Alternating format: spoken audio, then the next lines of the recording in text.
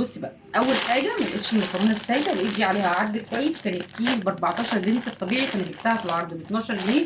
العرض ده مش متاح على طول، بس انا هفرض معاكي لو مش موجود هتجيبي المكرونه السايبه الكيلو ب 22 جنيه، هتعملي الكيس قد ده بالظبط وهتبقى كلها 10. انا جبت 10 اكياس مكرونه، شكلت بقى بصي صغيره على قلم على سباكيت على حسب احتياجاتك ماشي، عشان بس ما اطولش معاكي في الفيديو. وجبت كمان ذره الفشار الكيلو عامل 40 جنيه، فانا جبت نص كيلو او 44 جنيه، فانا جبت كيسين، الكيس عامل ب 10 جنيه ذره فشار.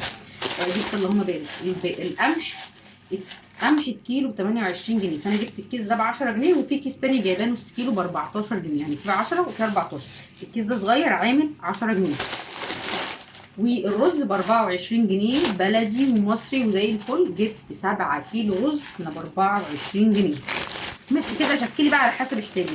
ولسان العصفور برضو ب 22 جنيه، فانا جبت كيس ب 10 جنيه، اقل من نص كيلو، بتبقى اقل حاجات بسيطه.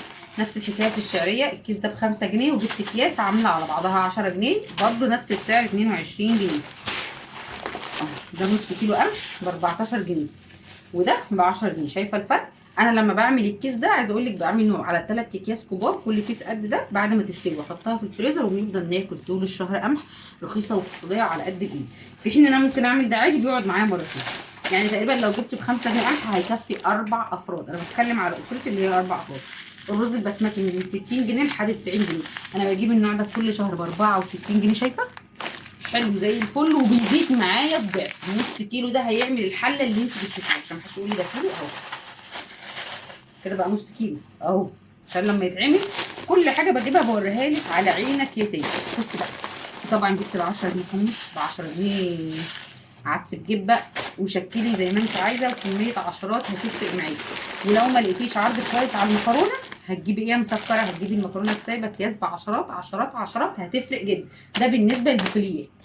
بص بقى جبت ايه كمان، اللي هم بايه، الصابون ده ب 8 جنيه، الكيس ده ب 10 جنيه، فانا جبت كيسين صابون.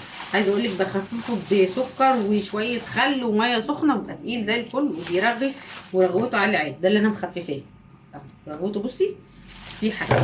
وجبت الكلور الخام، عشان عارفه الخام ده بيبهدل السمك اهو. ده الخام، عايزه اقول لك نقطه منه بتبوظ الازاز. الازاز ده كان جديد وهو اللي مبقعه لي بقعتين كده قد الدنيا في ظهري، بس انا مش عايزه الف وبيحرق فيه. هقفله في الكيس زي ما هو كده، هخليه على جنب، هفضيه بعدين. امسك كده.